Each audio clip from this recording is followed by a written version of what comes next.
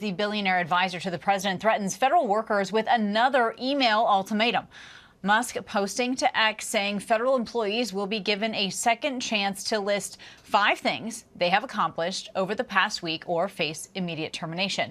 In the meantime, dozens of fired federal employees protested in Senate office buildings earlier today, crowding into the offices of Senator Lisa Murkowski, Senate Majority Leader John Thune, demanding meetings as DOJ continues its campaign to rapidly cut the government workforce.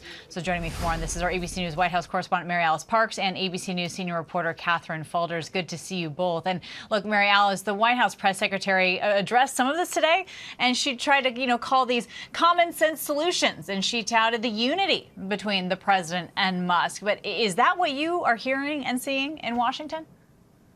No, far from it. Kana, you said it really well there. There's confusion around these email ultimatums, especially because we know some cabinet secretaries are telling the agency employees that they run, the employees for the agencies that they run, not to respond to this email, even though White House Press Secretary Caroline Leavitt said that she responded to the email, listing 5 bullet points of things that she did last week, as Musk has asked every federal employee to respond with. And she encouraged other federal employees to do the same. Like you said, take a listen to this response during that press briefing where she said everyone is working in lockstep all together.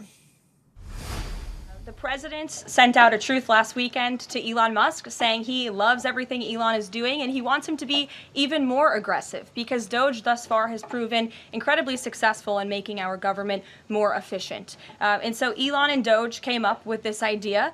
Let me be very clear. The president and Elon, his entire cabinet, are working as one unified team, and they are implementing these very common sense solutions.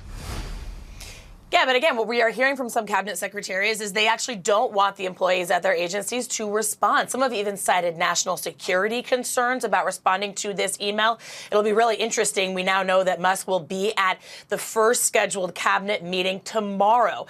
In some ways, that's very fitting because there's been big questions around Washington about whether he has cabinet or agency level hiring and firing power. Now, the White House has said no, that he is not a cabinet official, that he is just this sort of senior advisor at the White House. But nonetheless, regardless of whatever legal or statutory authority they say he does or doesn't have, he seems to be wielding so much power and influence around this president, around this White House, continuing to place these ultimatums and these threats around the federal workforce that are leaving government employees around the country just so confused, Kana.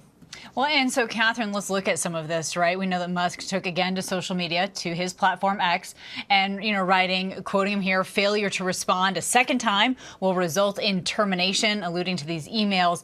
So, Catherine, is that kind of language, and this is what we're seeing, is this what Trump meant when he said that he wanted Elon to show more aggression? And, Catherine, are these decisions and statements going through the usual chain of command? Yeah, it's a great question. So when Trump said that he told Elon to get more aggressive, that's when that first email went out. Then we heard from Trump yesterday, who, after much confusion over the position of the administration on this, said that he agrees with Musk and thinks that people will be semi-fired or fired if they don't respond. Now, then Musk sent out that second tweet again, saying that failure to respond will result in termination and that they get a second chance. But the reality is everybody in the federal workforce is getting completely conflicting information. In the case of HHS, for example, the Health and Human Services, they were sent 3 different emails, all with different guidance about how to respond to this email. So it's creating mass confusion. And to your point about is Musk and is DOJ communicating with the White House?